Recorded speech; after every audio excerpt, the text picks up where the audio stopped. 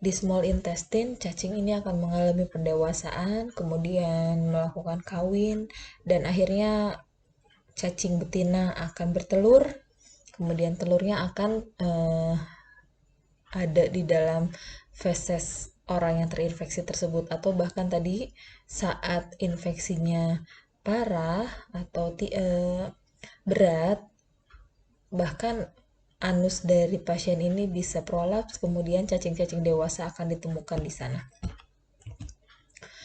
Nah, kemudian nama penyakitnya disebut juga ankylostomiasis. Ankylostoma adalah cacing tambang, iasis adalah infeksi. Jadi infeksi cacing tambang adalah ankylostomiasis. Kemudian biasanya chronic infection ini jarang mengalami fase akut. Jadi memang beberapa orang saja yang mengalami fase akut di tengah-tengah infeksi kronisnya gitu. Kemudian terjadi tadi manifestasi dari kerusakan kulit atau iritasi kulit akibat stage larva saat menembus kulitnya ya.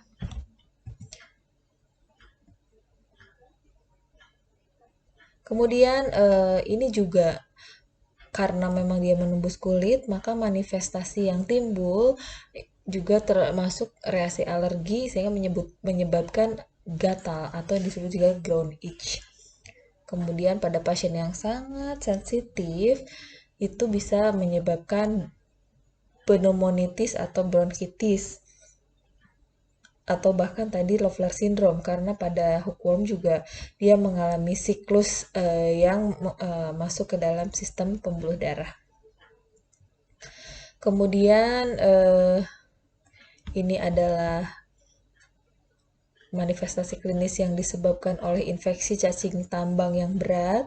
Dia juga sama dengan tadi trichuris, dia menyerap darah 0,2 sampai 0,3 mili per hari per cacing, sehingga bisa menyebabkan anemia hipokrom. Nah, ini adalah jenis manifestasi penampakan dari red blood cell pasien yang terkena infeksi hookworm.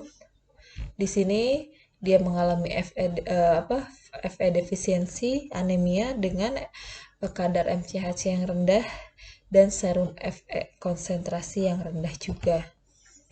Nah, sehingga orang-orang yang mengalami anemia dikarenakan penyakit helminthiasis akibat cacing tambang ini juga gejalanya mirip pada pasien anemia pada umumnya, seperti atrophic glossitis. Maksudnya atrophic glossitis itu si lidahnya licin, jadi batil-batil bintil-bintilnya tidak ada. Kemudian bahkan terjadi mikrositik anemia karena akibat dari infeksi yang berat. Nah, ini contohnya adalah atrophic glossitis itu seperti ini. Jadi si lidahnya sangat-sangat smooth dan bintil-bintilnya hilang. Nah, selain dari atrophic glossitis, orang yang anemia juga deformitasnya adalah koilonychia. Kalian bisa searching di Google bagaimana penampakan koilonychia ini ya. Oke, sama diagnosanya adalah menggunakan pemeriksaan feses. Kemudian juga untuk diagnosis pastinya itu si fesesnya itu dikultur sampai terdeteksi organisme penyebabnya ya, yaitu telurnya tadi. Untuk treatmentnya sama seperti mirip dengan infeksi cacing lainnya, ada jenis-jenis antihelmintik. Silahkan kalian cari sendiri dan baca sendiri ya terkait obat-obat ini. Namun untuk keperawatan tidak harus sampai hafal atau secara dalam mekanisme dari action obat-obat ini. Untuk preventionnya, itu sama, hanya ada tambahan, yaitu menggunakan alas kaki saat memasuki area tambang. Karena tadi dari siklus hidup terlihat bahwa larva filariformnya itu masuk ke dalam tubuh manusia melalui kulit kaki yang tidak memakai alas kaki. Ya, itu adalah hookworm. Yang selanjutnya adalah Strongyloides stercoralis. Strongyloides stercoralis ini mirip dengan, untuk habitat mirip dengan cacing-cacing yang lainnya. Adapun habitat dalam tubuh manusia adalah di duodenum dan bagian proximal end dari jejunum. Lalu kemudian ini adalah life cycle-nya. Perlu kalian ketahui bahwa Strongyloides stercoralis itu adalah satu-satunya cacing yang dapat dalam siklus hidupnya mengalami autoinfection. Jadi sudah keluar dari anus itu bisa masuk kembali melalui perantara host itu sendiri, sehingga disebut dengan autoinfection. Nah, ini adalah siklus hidupnya, dimulai dari orang yang terkena infeksi cacing ini.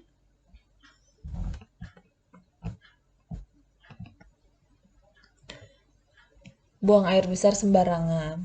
Nah, perbedaannya adalah saat keluar dari feses itu bukan berupa telur lagi, tapi sudah berupa larva rhabditiform. Kemudian larva rhabditiform ini dia mengalami pertumbuhan, mengalami perkembangan di tanah, yang akhirnya mereka kawin di tanah, kemudian menghasilkan telur yang berembrio, kemudian menetas menjadi rhabditiform larva. Kemudian rhabditiform larva ini juga dapat bertransformasi menjadi filariform larva. Kemudian filariform larva ini akan menembus kulit sama mengikuti siklus pembuluh darah sehingga bisa menyebabkan Loeffler syndrome lagi. Kemudian setelah itu dia akan filariformnya ini, larvanya ini akan menuju small intestine. Dan kemudian di small intestine dia dewasa, ya. Kemudian setelah dewasa ini maka akan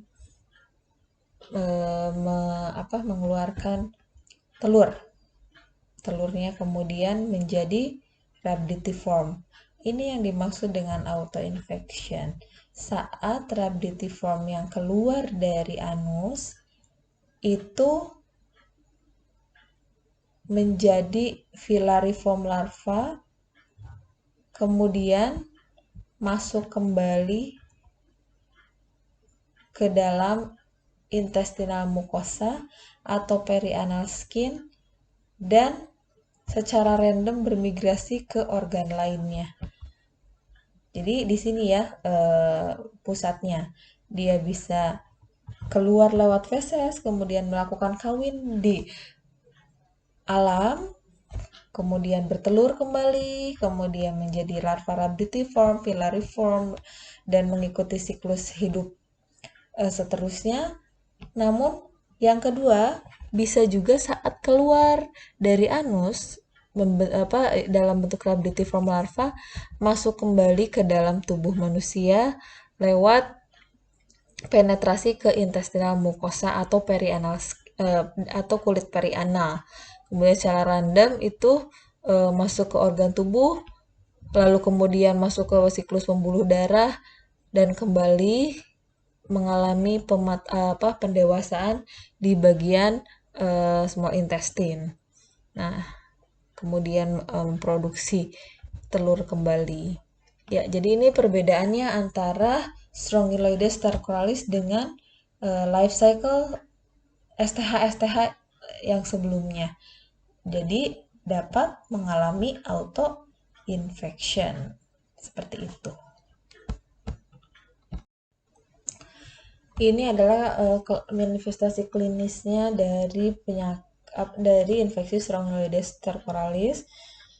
Nama penyakitnya strongyloidesis. Kemudian infeksi levelnya ada dari mulai ringan, sedang, dan sampai ke berat. Kemudian ini gejala-gejalanya mirip seperti gejala cacingan yang lainnya. Nah, ini juga katanya untuk infeksi Strongyloides stercoralis bisa juga disertai dengan infeksi sekunder dari bakteri. Kemudian untuk identifikasinya atau diagnosisnya adalah menemukan larval rhabditiform melalui pemeriksaan sampel feses yang fresh. Kemudian juga dari duodenum atau dari cairan gaster ditemukan larva ya, bukan telur tapi larva.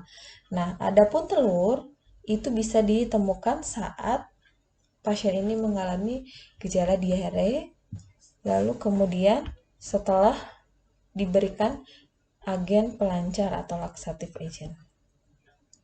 Ini treatmentnya bisa dilihat sendiri. Ini preventifnya seperti preventif cacing-cacing lainnya. Adapun untuk pencegahan autoinfection, pertama adalah hindari konstipasi. Dalam arti agar tidak konstipasi, usahakan cairan normal, ya, cukup, dan juga sering memakan makanan yang serat. Lalu kemudian jaga kebersihan anus. Karena tadi autoinfection itu adalah masuknya lewat menembus kulit anus itu sendiri, sehingga saat dijaga kebersihannya maka anus tersebut maka akan bersih ya, tidak akan terjadi autoinfection. Itu adalah jenis-jenis cacing beserta life cycle juga manifestasi klinisnya dari jenis soil transmitted helminth. Nah, sekarang kita masuk ke pembahasan non-soil transmitted helminth. Jadi masuk ke nematoda masih, tapi cacing-cacing ini tidak memerlukan tanah untuk menjadi infektifnya. Yang akan kita bahas kali ini adalah dari jenis cacing non-soil transmitted helminth, yaitu Enterobius vermicularis atau nama bekennya adalah cacing kremi.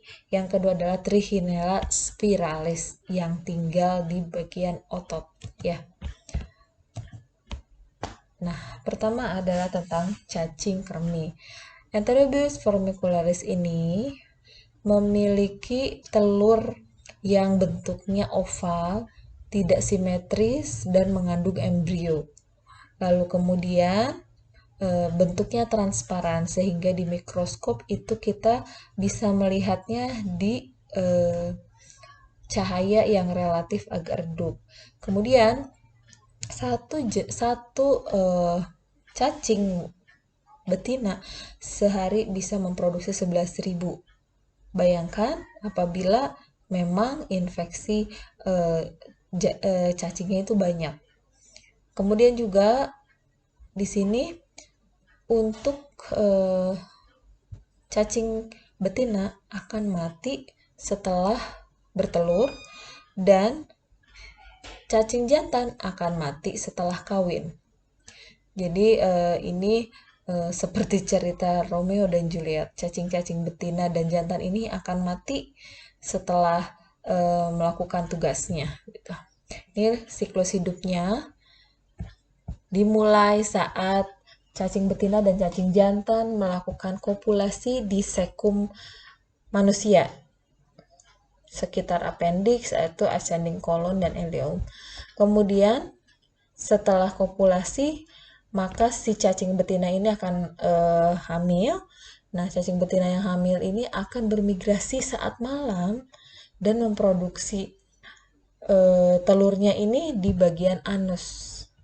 Sehingga nanti diagnosanya itu dengan cara selotip tape method, yaitu dengan cara menempelkan selotip di bagian anusnya karena memang meletakkan telurnya di sana. Setelah beberapa jam beberapa jam saja ini telur akan mengalami maturasi dan infeksius sifatnya. Dan kemudian akan menyebarkan atau infeksius ke human lain atau ke host lain, bisa melalui udara atau melalui apa atau melalui makanan atau minuman yang terkontaminasi. Bahkan bisa autoinfeksi apabila pasien tersebut menggaruk anusnya kemudian tidak cuci tangan masuk kembali ke tubuh, itu namanya autoinfection. Jadi yang autoinfection untuk non-soil transmitted helminth salah satunya adalah Enterobius vermicularis. Kemudian setelah itu, setelah si eggnya ini banyak di perianal, maka akan menetas. Kemudian menetas dan terbentuklah atau terkeluarlah larvanya. Larva akan menjadi matang dan menjadi cacingnya itu di bagian ileum. Kemudian setelah itu masuk lagi, kemudian setelah itu ya, setelah di ileum ini mengalami pematangan, akan melakukan kopulasi kembali, kemudian yang jantan mati setelah kopulasi, kemudian yang betina akan mati setelah bertelur, kemudian telurnya bisa menginfeksi lagi, kemudian masuk lagi ke dalam saluran cerna, begitu selanjutnya, dan berulang kembali. Ini untuk life cycle dari Enterobius vermicularis. Ya, ini gambaran skematiknya tadi ya, udah dijelaskan. Dan ini adalah cacing betina, cacing jantan, dan ini adalah cacing betina, ini cacing jantan ya. Ini cacing betina lebih besar ukurannya. Dan dia akan bermigrasi ke bagian perianalnya saat malam hari, sehingga memang dari keluhannya juga akan mengalami gatal yang lebih berat di saat malam hari. Nah, nama penyakitnya disebut enterobiasis. Gejala utamanya adalah gatal di bagian anus. Pada wanita, dia bisa masuk ke dalam saluran reproduksi, apalagi apabila mekanisme membersihkan